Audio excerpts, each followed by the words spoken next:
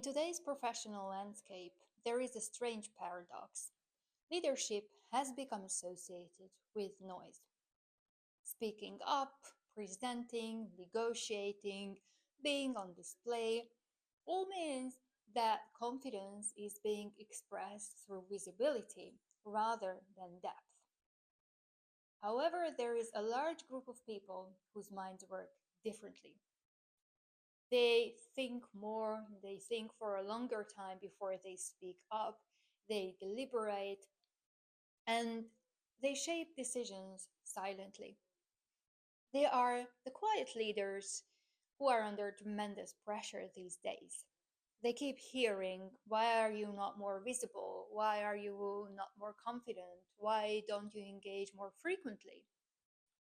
However, the problem is not that introverts do not show up. The problem is that today's world is not designed to recognize their leadership style. And today, we are here to change that.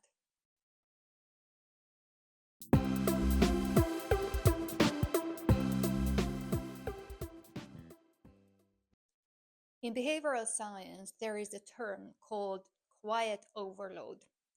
And this isn't burnout. This is that really subtle, sneaky feeling of depletion, which comes from being exposed to all sorts of interactions without enough restoration. What do I mean by that? If you think about a day in the introverted leader's life, you will see that his or her agenda is full of 8 to 12 meetings, 3 to 4 phone calls. They have to manage their teams, they have to sort out problems, work on their own tasks. This is a lot of interaction. And this is exactly where some patterns kick in. And one of the characteristics is that amidst all these interactions, energy will drop. When introverted leaders are on calls or meetings or sort tasks out, then they become tired and they need to recharge. They need to withdraw a little bit to recharge themselves. However, and this is pattern two, when we are tired, then decisions become harder. So there is a delay in decisions. We pause, we postpone, and then what do we recognize? What do we realize? We realize that tasks have piled up. And then pattern three kicks in, which is self criticism, whereby we tell ourselves, oh, what's wrong with me? Why can't I push myself? Why can't I do this? And this inner monologue is already draining enough. It's more draining than the tasks themselves, actually. And number four, there is this external misinterpretation, meaning that people who see us or see the introverted leaders, they might think that we are passive, we are disengaged, we are very distant. And actually, all we are trying to do is just recharge so that we can be more efficient. And in my method, the Kai evidence method, this is where the work begins. We map out your daily energy cycle and we identify the exact moment when your behavior shifts. And for a lot of people, this is already transformative.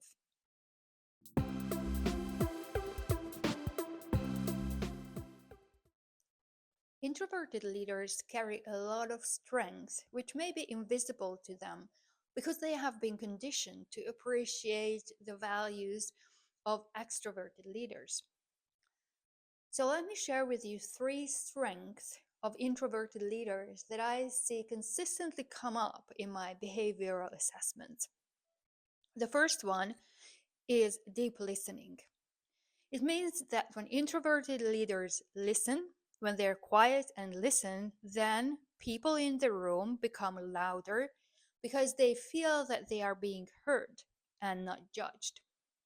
And this instantly creates trust, and this is a core pillar of leadership.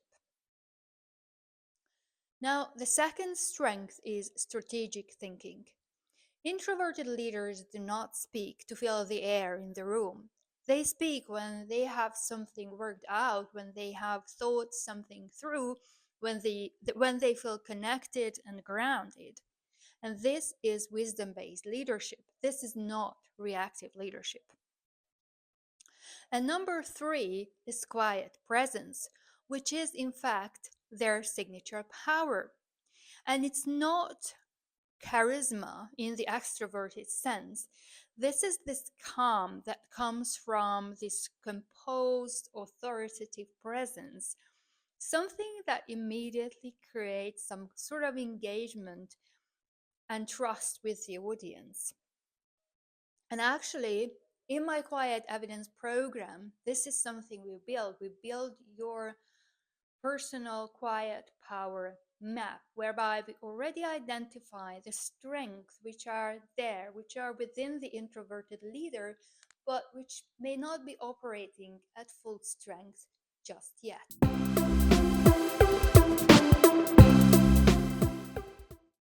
Visibility is not about speaking more.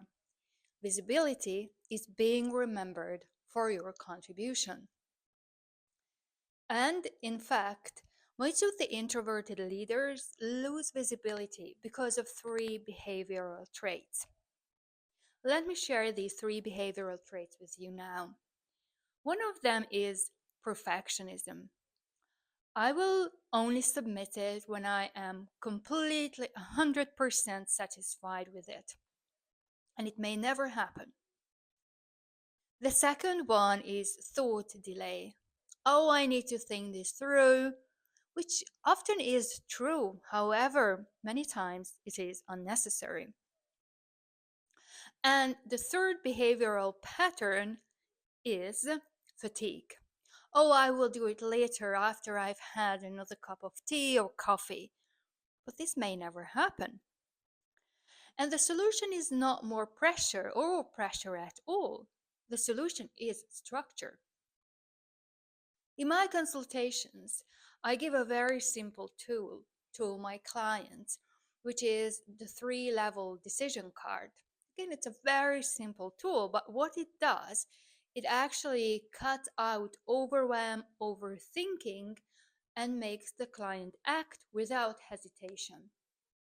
This is actually one of the simplest yet most effective tools that I have created.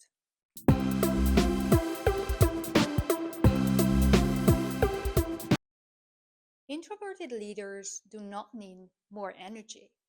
They need a rhythm that doesn't drain them.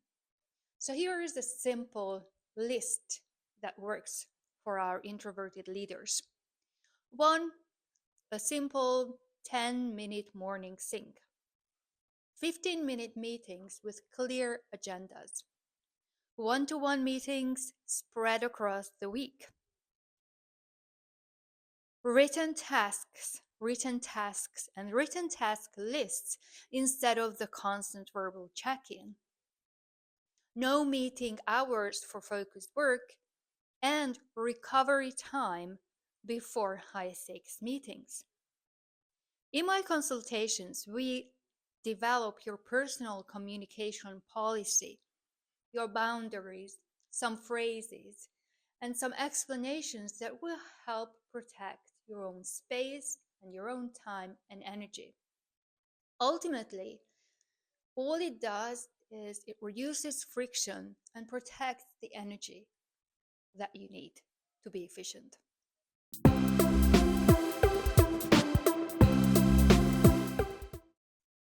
Teams typically respond to introverted leaders in one of three ways. They either become cold, they either disengage, or they become thoughtful, they become inspired, and they become invigorated. And this really is our goal. And in order to achieve this third outcome, we have to stop fighting our personality. We do not need to change our personality. Instead, we just have to keep to a couple of principles. Firstly, you have to listen with intention. Then you have to speak with clarity.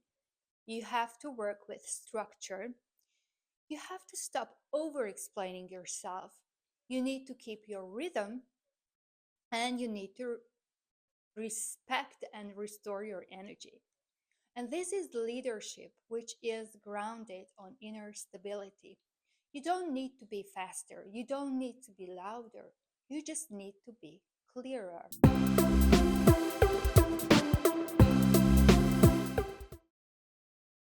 Today, we explore the elements of introverted leadership, your energy cycles, your behavioral patterns, your quiet visibility, different communication patterns, and elements that might hold you back.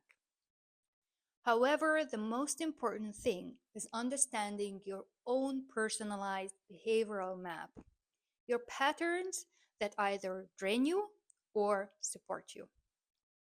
In my consultation, we map out what holds you back, where self doubt begins, what your strengths are, how to develop structured communication, how to build a sustainable working rhythm, how to build quiet visibility, and how to strengthen your leadership without the noise. Because being more effective and confident as an introverted leader is not about being louder. It's about creating a system and a structure that works with your temperament.